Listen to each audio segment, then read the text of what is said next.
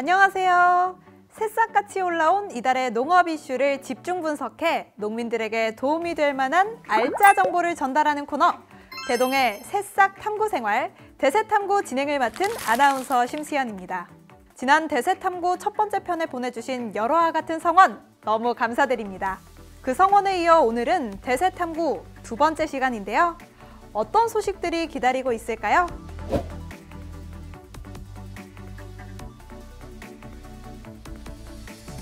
첫 번째 소식입니다. 고기 마니아들의 원픽! 바로 소고기입니다. 지글지글 한우를 구워 소스에 콕 찍어 먹으면 생각만 해도 군침이 도는데요. 보통 한우는 설과 추석, 양대 명절을 대목으로 꼽는데 올해 설을 앞둔 1월 한우 도매 가격은 평년에 비해 16.5%, 지난해와 비교하면 20.4%나 급락했습니다. 근데 드시는 입장에서는 체감이 되지 않으신다고요? 아무래도 한 마리 소의 가격에 도축 등 유통 과정에서 드는 비용, 판매자가 쓰는 고정비 등 여러 복합적인 요소들이 많긴 합니다. 단순히 한우의 가격이 떨어졌다고 해서 우리가 먹는 한우의 가격은 왜 비싼가라고 하기엔 조금 어려움이 있겠죠? 네, 물론 이런 오해를 하실 수도 있습니다. 그러면 국내 쇠고기 유통 비용은 높을까? 해외 사례를 보겠습니다. 미국의 쇠고기 유통 비용률은 얼마나 될까요? 바로 63.2%입니다. 반면 한우 유통 비용률은 48.1%죠.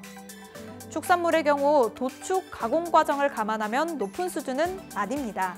이제 좀 오해가 풀리셨나요? 자, 그럼 한우 가격이 떨어진 이유부터 알아보겠습니다.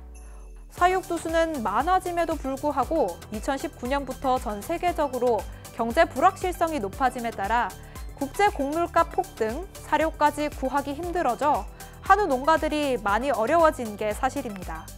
때문에 정부에서 대대적인 지원 카드를 꺼내 들었습니다. 그럼 농가들이 가장 궁금해하는 농가 경영 여건 개선 대책, 어떤 대책이 발표됐을까요? 우선 높은 사료비 부담 힘드셨죠? 올해 사료 구매 자금의 총 금액은 1조 원, 금리는 1.8%입니다. 여기서 한유구 품목 비중이 절반을 차지했는데 한유구 농가 배정 비율을 당초 50%에서 60%로 확대했습니다. 배합 사료도 가격 인하를 지속적으로 유도할 계획인데 농협 사료에서는 이미 2월 10일부터 포대당 4.3% 가격을 내린 바 있습니다. 근본적인 사료값 낮추기 정책도 병행합니다.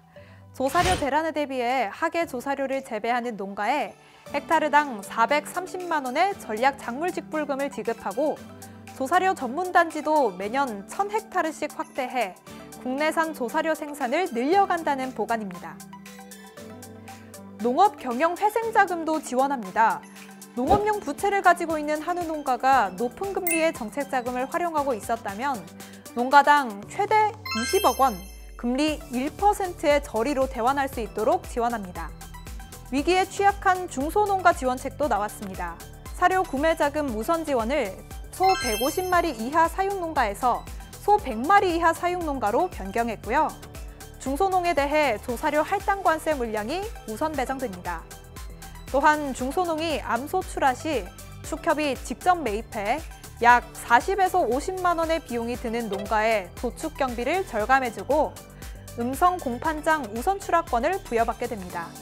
이 외에도 한우 수출 확대, 중장기 수급 관리 강화, 유통 효율화 노력 등의 대책이 추진된다고 하니 한우 농가에 많은 도움이 됐으면 좋겠습니다.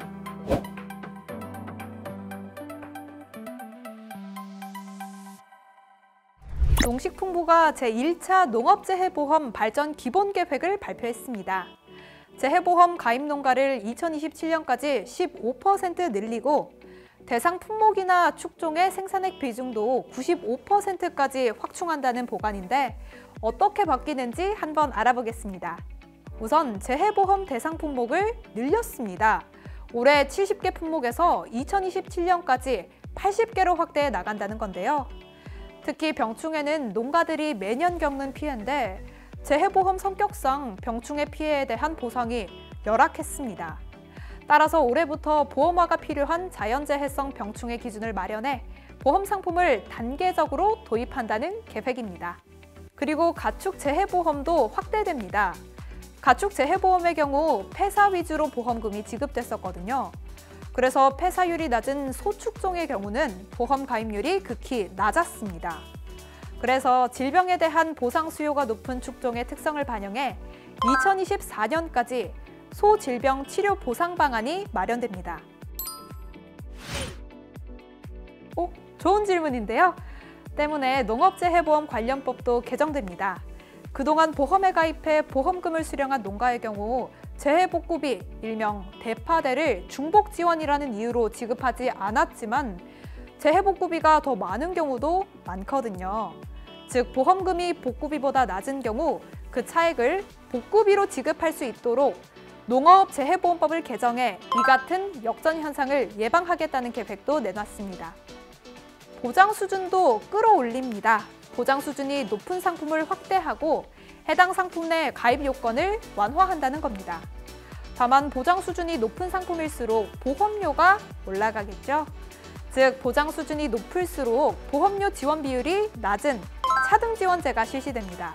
정부가 농업재해 보험료의 50%를 보조하고 있는데 일부 농가에 대한 보조가 과도하게 증가되지 않도록 하겠다는 겁니다.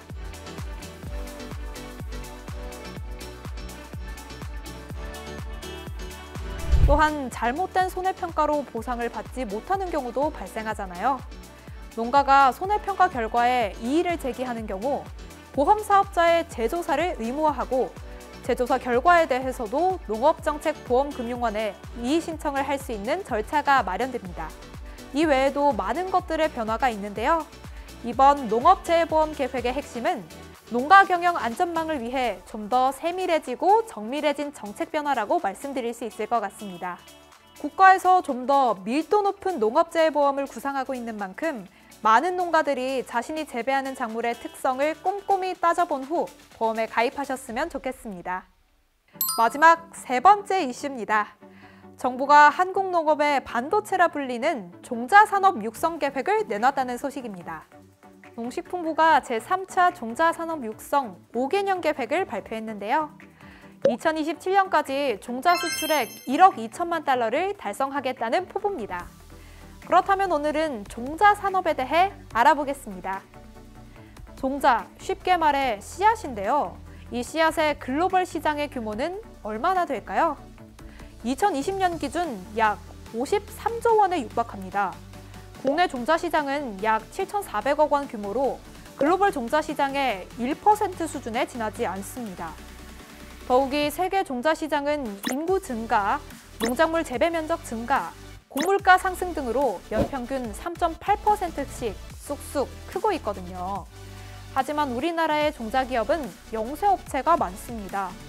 판매액 5억 원 미만 업체가 89%를 차지할 만큼 소규모고요. 정부가 종자 시장을 키워야 한다는 생각을 할 수밖에 없겠죠. 최근에는 디지털 육종이라는 기술이 떠오르고 있는데 이는 육종 기간을 획기적으로 줄여냈습니다. 작물 특성을 나타내는 유전자, 단백질, 대사체 등에 대한 데이터를 활용해 인공지능이 실제로 교배해보지 않아도 결과를 대략 예측해냅니다.